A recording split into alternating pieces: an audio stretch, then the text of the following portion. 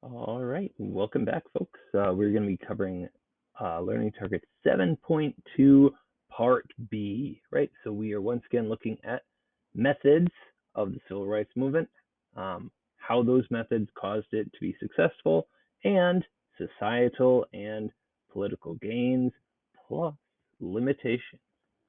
Okay, so really quickly, I want you to kind of pause the movie, think a little bit about the difference between equality and equity put into as demonstrated by this lovely picture right over here, right? Equality and equity. Take a minute, think, jot down your thoughts, right?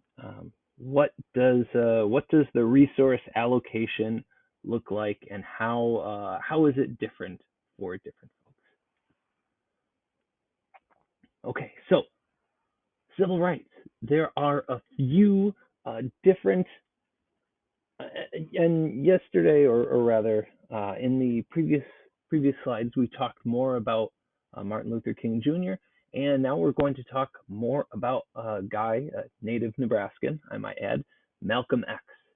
Right, so he is a guy who looks at all of the economic systems of the world, communism, capitalism, etc., and uh, says, "Hey, you know where people are lagging in the African American community? Economics, right? Businesses, money, ownership, and being able to do as you wish. If you are always working for someone, you're not going to be able to do what you want, right? So, talking about how to get money into the African American community is a big deal for Malcolm X. Go ahead and watch that movie. We're not going to watch it in this video, but I do encourage you to watch that movie in the slides. Now, um, Malcolm X and the Black Power movement kind of come out of dissatisfaction, unhappiness with how slow SNCC and the Southern Christian Leadership Conference,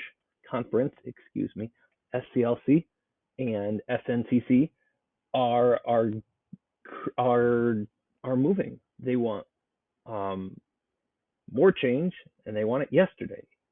And so the Black Power movement kind of comes out of uh, that dissatisfaction. Now, um, Malcolm X actually starts out as someone who says, "Hey, integration is not great. Integration is not working. We should have our own communities. We should have our own uh, separate uh, separate situations because this one is bad for us." And Malcolm X belongs to a organization called the Nation of Islam. Now, when Malcolm X he was thrown in prison earlier in his life when he was a younger man, and he converts to Islam, and he goes on a pilgrimage to Mecca, and it totally blows his mind because for the first time in leaving the U.S. and traveling to a different country, in this case Saudi Arabia, he sees all races working um, working for, or rather cooperating with each other, and all races um, kind of and Islam means submit, right? Submitting to the same God, submitting to the same rules, and working with each other. And this is a transformational moment for Malcolm X. And this is what kind of sparks him away from his original methods, and back towards working with anyone who wants to work for the African American community.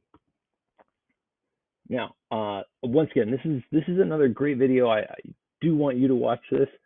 Make sure you do watch this in the actual slides. Click OK. So I've just got the key differences outlined here to make it totally clear, right? MLK's attitude towards the white majority, towards the white moderates, hey, we need to show them how immoral, how unjust, how wrong the system is set up, and how the system treats African Americans. And Malcolm X does not care about the white moderate, does not care about the white majority. He just wants to make sure that his community is taking care of their own, right? And that kind of leads Malcolm X into right that self-respect and that self-defense aspect. Right? So you remember the Tulsa Race Massacre? Malcolm X is a guy who is he would be 100% there with that group of World War One veterans that went up to the jail armed and were saying, "Hey, we're going to protect this kid." Right? He is someone who is very, very, very into making sure no one is stepping on his toes, right? And he doesn't believe in punching first, but he does believe if someone hits you, you better slug them right back. MLK does not think that's the best way to do it. MLK looks at the system and says, "Hey, this system grinds people up. This system um, looks at the violence that you would do in response to it and responds with overwhelming force." Once again, think about the Tulsa Race Massacre. This is a great event to kind of view their differences in. King says, yeah, and it started with people wanting self-respect and defending themselves um, with deadly force, right? With their guns. And how did that end? That ended with the state distributing weapons to kill all of the African Americans in this community. That ended with the state literally dropping bombs on neighborhoods, right? The only way to do this is through nonviolence, to appeal to people's sense of fairness. Now, the Black Panthers. Now, these are, I mean, ever since the movie came out, people have gotten really, really into the Panthers. But in my opinion, they are some of the coolest and most influential movements in the 1960s. Now, founded by Huey Newton, they are kind of a similar vibe as Malcolm X, right? They are talking very, very much about self-defense, and they organize self-defense patrols in communities. And once again, they are that same vibe as Malcolm X, or they are carrying guns around. And there's a very, very famous scene where the Panthers all go into the California I think it's the House of Representatives, and they're all armed to the teeth, carrying all these long guns everywhere around, and they are carrying their long guns in the California Congress, and it makes the California Congress people so nervous that they passed the Mulford Act. And this is when Ronald Reagan is governor of California, and he signs that into law. And Ronald Reagan's a Republican, and he makes it so it is not legal to openly carry firearms. Um, Once the Panthers show up and they have a bunch of guns and they know how to use them, the state of California is like, "Ooh, hang on, we're actually not that super into guns." The second the Panthers are carrying everywhere, right? Um, the Panthers are organizing these patrols of their neighborhoods both to kind of deter crime, right? The whole idea of having people um, in an organized way, with each other, going around the streets and making sure that people are safe in those streets is a pretty old idea. It's not a new idea at all. But what the Panthers also do is they will kind of tail policemen, right? So as police are patrolling a neighborhood, there will be a car or two of Black Panther patrol also tailing them and making sure that there is um, no sort of undue violence happening in their community against their people. Now, the state of Minnesota just made all meals free, and that is a direct legacy of the Panthers. They are the first organization that kind of looks at schools and says, "Gee, I bet that kids would learn better if they weren't just constantly thinking about how hungry they are." And remember, these are in very poor neighborhoods, right? So kids are getting very few meals, and the Panthers are providing those. Right? The Panthers are very popular because of these programs, right?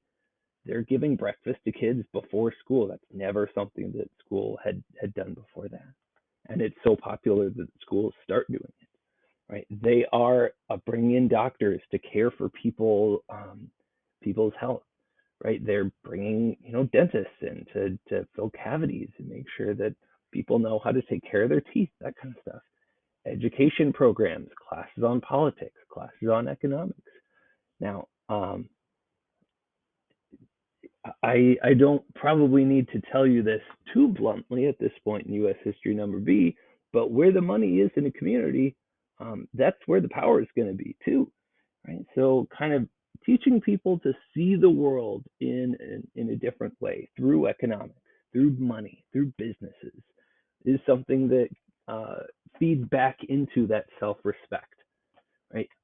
Gun safety, right? Teaching people how to safely use guns. If you're going to be carrying guns around, you need to make sure that everyone knows what's going on. It's another thing that's very important. So, and once again, watch this video. It's 2 minute clip. Great, highly. But we're going to zoom on through. So, government actions in civil rights, affirmative action, right? Businesses, colleges increase the number of people of color and women, not just people of color, they hire to try and boost less represented groups into kind of more representation. So, right, if a college or university is like 95% taught by 95% white men, well, that's not very representative of the community, right? So, there are plenty of people who are willing and able to work for their university and who are well qualified. And affirmative action kind of asks that the university hires representative groups, right? So, the idea is we get about an even ratio of men and women, right? About a representative ratio of different racial makeups in that neighborhood, right? So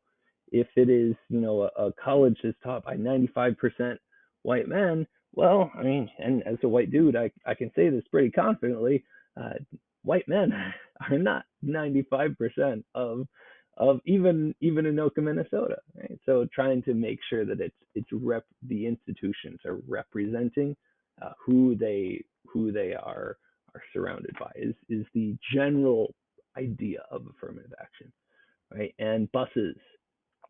So remember, integration is not going great. Think of the Little Rock Nine. Think of Mini Gene being expelled basically for calling someone white trash, right? It's not going great. And Malcolm X is someone who kind of looks at that and is like, well, this is not working. So how does the government respond? By basically bringing in students of color to go to more white schools, right? Forcing mixing happening, rather than just kind of being like, you guys should figure it out, make it happen.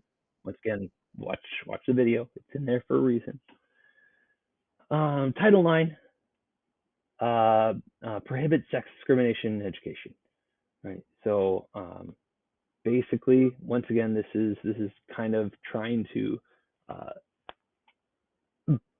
make sure that, especially in sports, uh, women are receiving some of the same resources that men are receiving. And there's a big deal about this a few years ago with the NCAA tournament, right? Because the men are having access to all of these facilities, all these gyms, all these weight rooms, all of the best of this and that, because March Madness is a giant revenue stream for college sports. And the women's NCAA tournament, the women basketball players were tweeting out pictures of their like pathetic weight rooms, which are like a few dumbbells and a few yoga mats. And, they're not being able to, they're not given kind of the same perks and treatment and all that that the men are given, and the NCAA wasn't even trying, right? So this is still an issue, years and years and years later. Brown v. Board of Education, right? This is the one that overturned separate but equal, right? This is the Little Rock Nine case, leads up to this. Um, One of the successes of Title IX is that women's sports are basically dominant, absolutely like dominant in a way that is tough to overstate, right? This is Mia Hamm, Brandy Chastain. So they won the Women's World Cup back in the 90s. This is when the U.S. women's soccer team won back in 2015. They had that great team with Abby Wambach and Carly Lloyd. Um, sorry, this is 2015. I believe this is 2019 when we won it. Right, so back-to-back World Cup champions in a sport that the rest of the world loves and we barely care about. That's the result of Title IX. Right, lots of money being put into women's sports, and the U.S. becoming uh, just totally dominant. Okay, so the Civil Rights Act of 1964, illegal to segregate based on race, creed, gender. Once again, watch the video.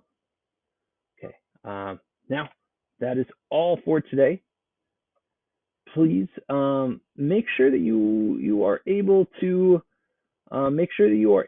kind of put the differences, or rather explain the differences between philosophy, between the Black Power movement, the Black Panthers, Malcolm X. Malcolm X is not actually a Panther. He belongs to the Nation of Islam. It's a whole separate thing, right? But make sure you understand the differences between him and between Martin Luther King Jr., um, SCLC, Southern Christian Leadership Conference, SNCC, Student Nonviolent Coordinating Committee, and the NAACP. Okay? All right. You folks have a great day.